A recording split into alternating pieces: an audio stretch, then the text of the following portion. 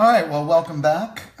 This is going to be my part one of two process videos for the Land Remembered. And today I'm going to be introducing a new character to the book, Skillet, which joins the McIvy family pretty much throughout the rest of the book. So to get started, I'm going to sharpen my pencil. But just to, again, reiterate, so we're going to be doing page 42. This is it right here. This is the introduction to the character Skillet. And I'm going to take us through twofold on this video. The first one's going to be just the pencil stage, and then we'll follow up with an inking video after that. So to get started, I want to lay out my lines. Now, comic book artists all do different variations of page sizes when they make their art. Some artists use 11 by 17 paper. Some people are working on different sizes. I actually like to work on 9 by 12 bristle board and then shrink it down to 6 by 9 for the book.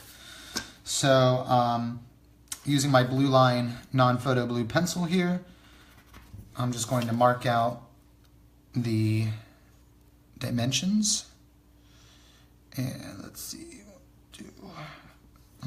actually I'm off in there. There we go. 1, 2, and this will give me the lines to start off the book or the page. And then we need to create some gutters.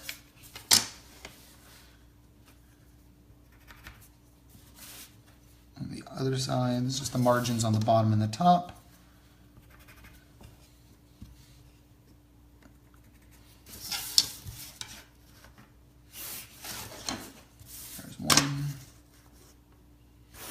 The other. Okay, so that lays us out there. Now, looking at our thumbnail here, these are the panels I want to be able to put into. We have 1, 2, 3, 4, 5, 6. Now, for any beginner artists out there, I recommend never going over 7 panels per page. Something that I got taught in school, and it's just something that, unless you really want to make it difficult for the reader to follow, 7 panels is always easiest to work with. So, story-wise, it just tells the most in the most amount of panels. So since we really don't have lines, I can kind of fudge a little bit on... Oh, actually, I just noticed my pages are kind of skewed inwards. So to fix that, let's see, I don't know why I must have drawn the lines a little off. That's okay, we'll just adjust.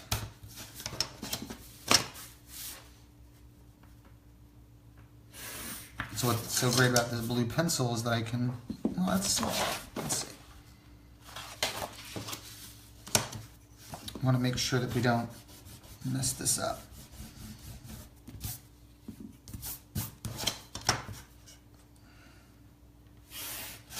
There we are.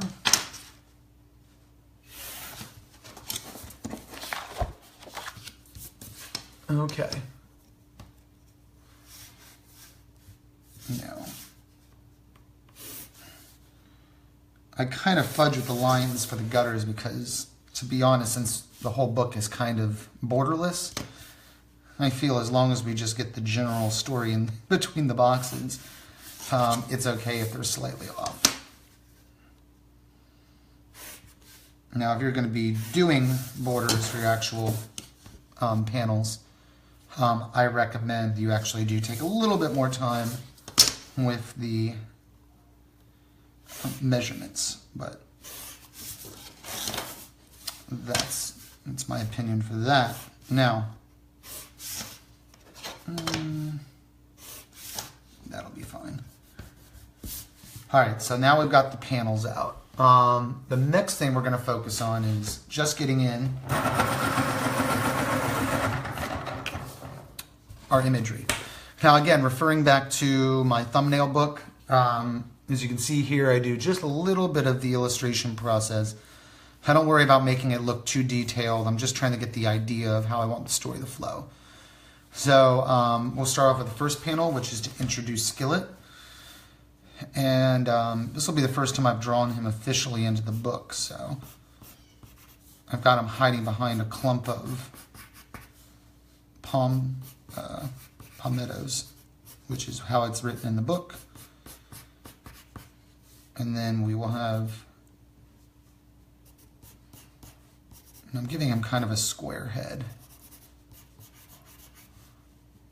I don't want him to have his hands up because he thinks he's about to get shot.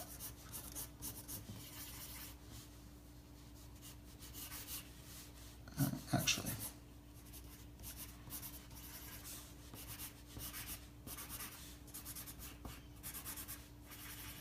There's his hands. Again, I don't worry too much about detail on my pencil stage. I usually save that for the inking. And that's kind of a backwards way of doing it. I mean, you want to lay out all the artwork to the best of your ability in the pencil stage. But I'm not too concerned on my side. I think I've got this down.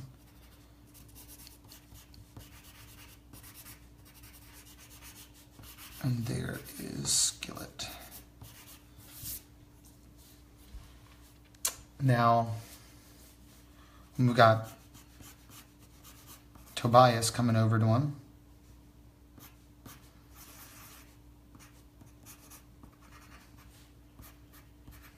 We've got the horse standing behind Tobias.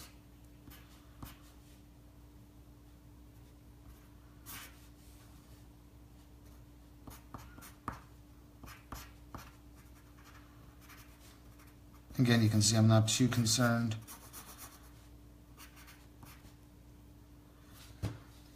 About getting it just right. I just want to get the flow of the character.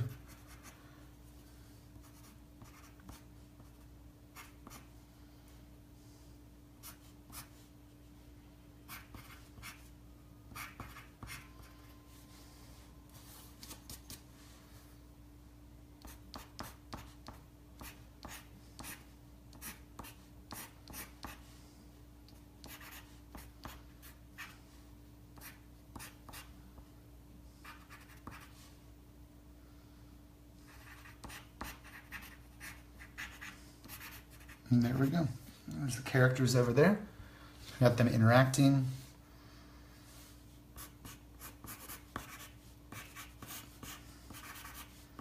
So blue pencils are great for those who haven't never used them. Again, it's all just a tool of choice for me, but the great thing about blue pencils, if you ever wondered, is that they don't show up when you actually scan them. You can actually, almost like invisible ink, you can have them removed from the artwork.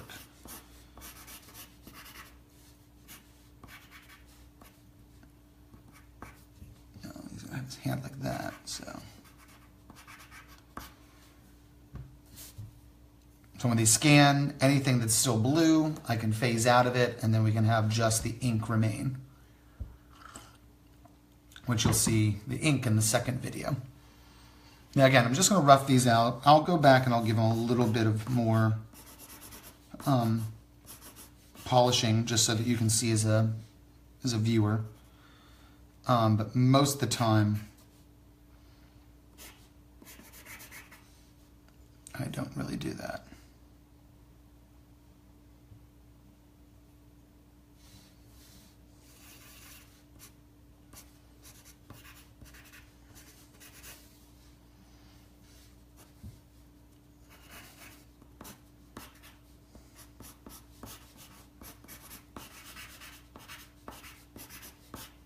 There we go.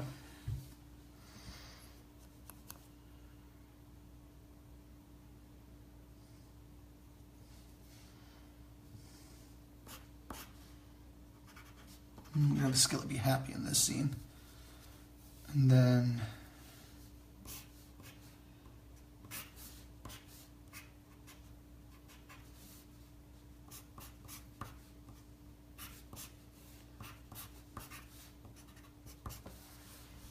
I'm just going to do this. Here we go.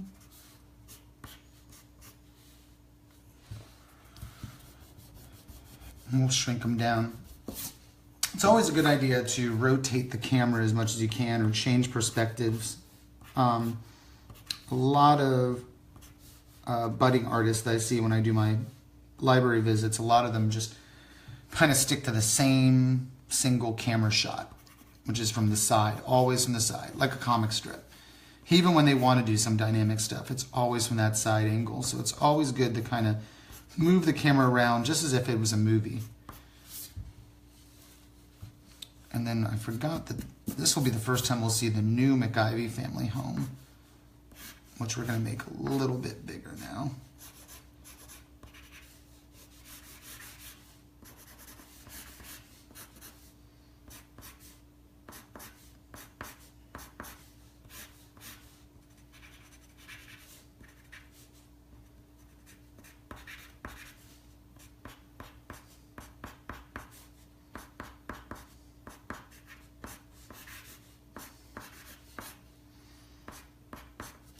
There'll be 2 windows on either side. Make sure that that window is the same size over there. So this is going to be their new home. And there will be chimney on that side. So this will make it a little bit different than their last home.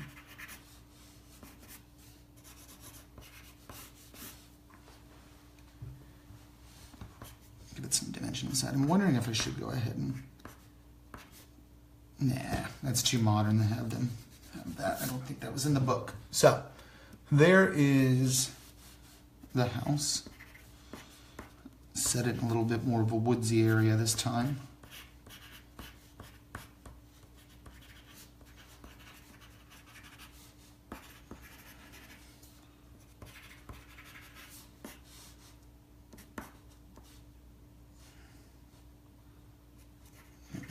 Won't worry about that just yet.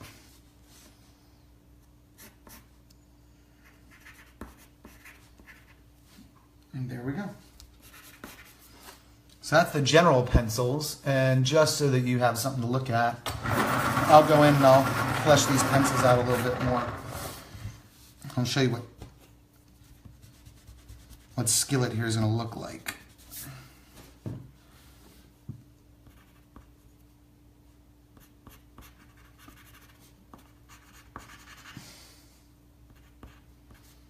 Now, since this is his first time being seen, we're going to make him look a little rougher than he actually is.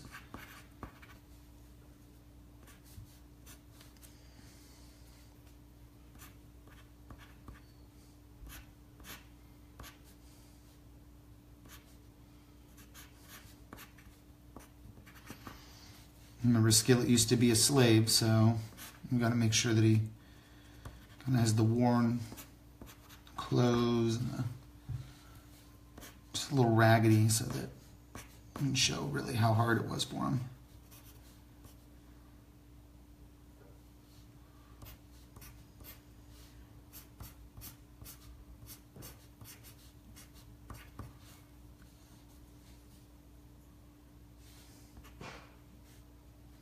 There we go. Actually, I'm wondering if instead of having his hand out like that, we should have him kind of put his hand up to his head.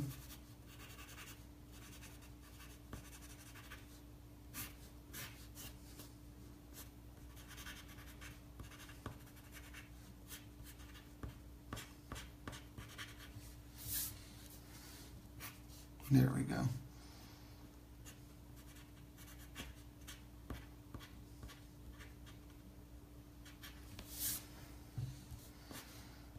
I really want his shoulders to be super broad.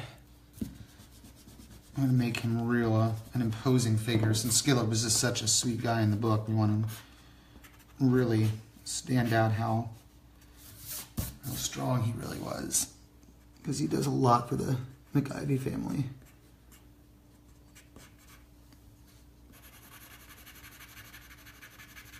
And there we go. So that's Skillet. Add a little bit of brush over here.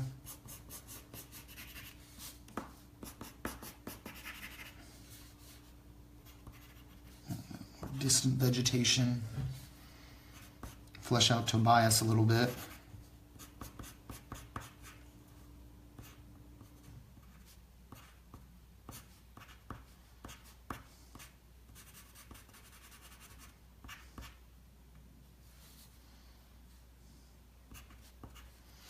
Tobias is supposed to be smiling at this too, so always make sure you get the expressions of your characters the way you want them. It really helps the action and the drama of your story if you make sure that you're not just keeping the same straight faces or just a smile. Even a smile should be different based on whatever the situation is. You don't just have one generic, facial expression for every kind of character.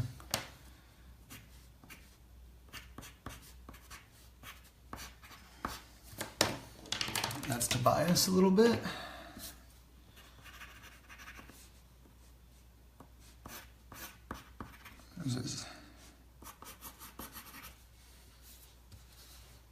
Now we got that out there. I'm going to put Tobias, or Skillet totally in black in this scene here.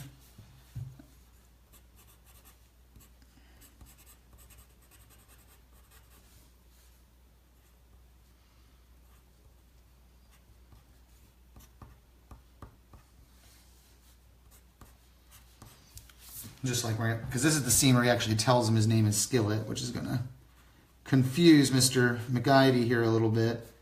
So we want to make sure he's got the right expression for something like that, which is almost like a question mark, what kind of expression. Remember, we want to make his hair look kind of crazy. Make his clothes a little ragged here for Skillet. We'll give him 3/4 length sleeves.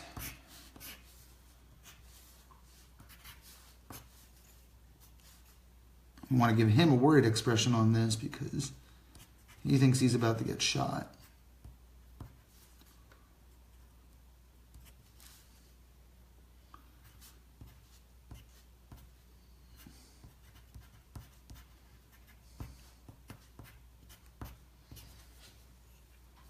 And that's that for that.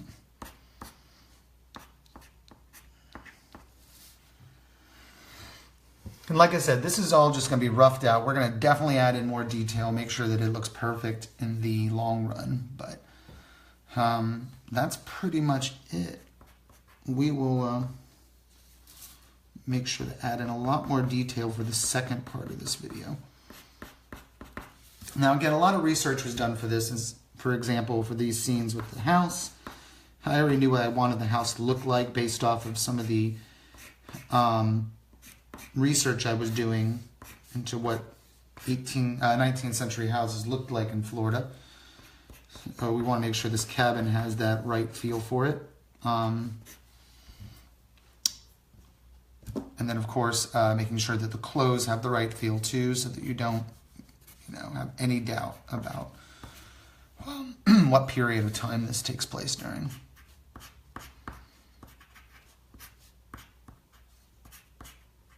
And that is that.